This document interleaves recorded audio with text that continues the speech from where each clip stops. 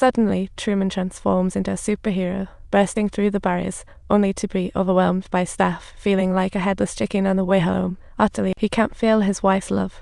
Is she really desperate for a kid, or just pushing ads?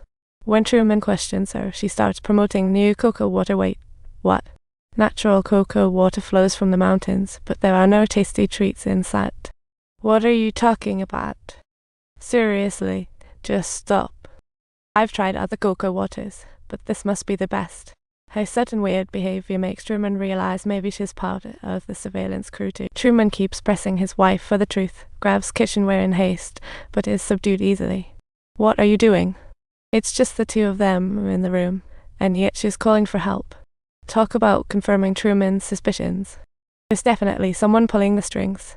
Just then, his buddy Marlon bursts in, instantly lightening the tension and helping Truman regain his. Afterward, they talk heart to heart like kids in the old bridge.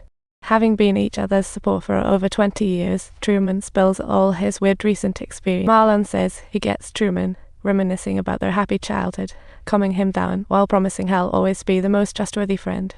Truman is moved to tears, unaware that this emotional talk is just the director's carefully scripted dialogue.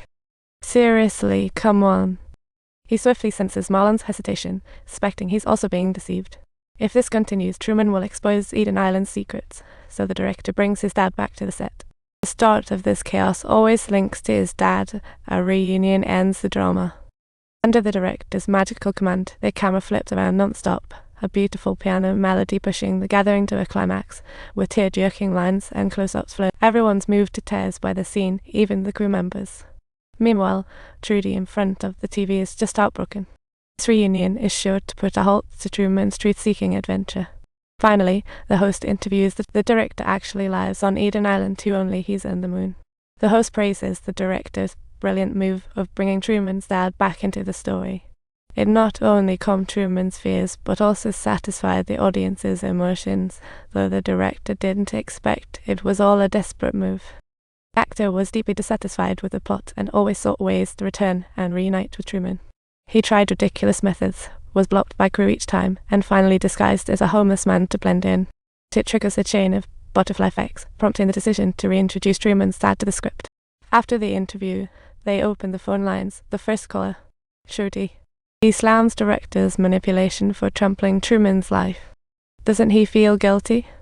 The director simply brushes it off, even when faced with Trudy's righteous and stern accusations. The director claims Truman can leave anytime if he's really set on finding the truth. Then he teases next week's plot twist. Truman will divorce. He'll then kick off a new romance, showcasing all of Truman's intimate moments like never before. After the father-son reunion, Truman returned to his normal life, brimming with positivity and enthusiasm. He cast aside all past troubles as Eden Island returns to its soul state.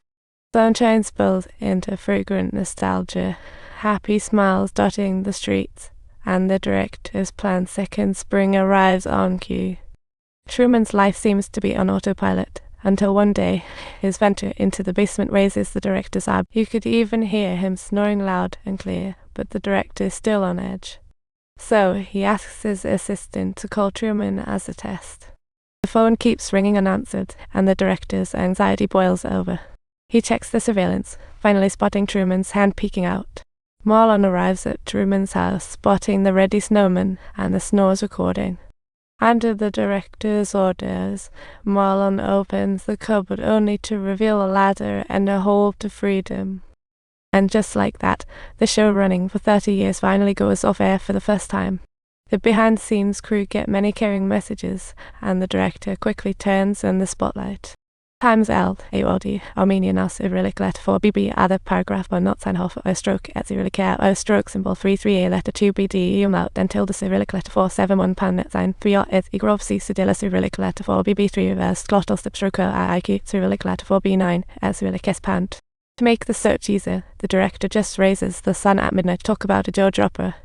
Meanwhile, rumors of Truman being dead spread outside, and sponsors threaten to pull out if the show doesn't go live again. Everything urges the director to find Truman quickly. After searching for days, he spots an almost impossible spot, Truman's feared ocean.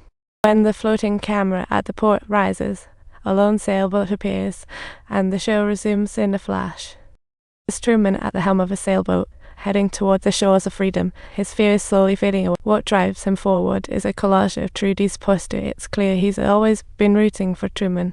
The crew eagerly urges the port workers to take a boat and capture Truman.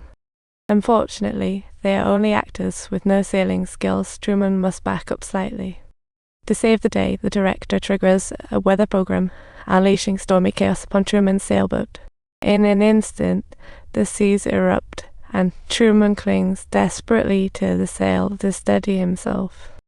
Just then, lightning strikes, severing the mast and sending Truman tumbling into the sea. The investors instantly order the director to stop. Can't let the whole world witness Truman's downfall. The soaked Truman fights valiantly to swim back to the boat, but even the director feels a sting of sympathy. The director views Truman as a long-lost son at heart, so he decides to let him off the hook. But then Truman speaks up, igniting a fierce rage in the director, who cranks the storm program to max.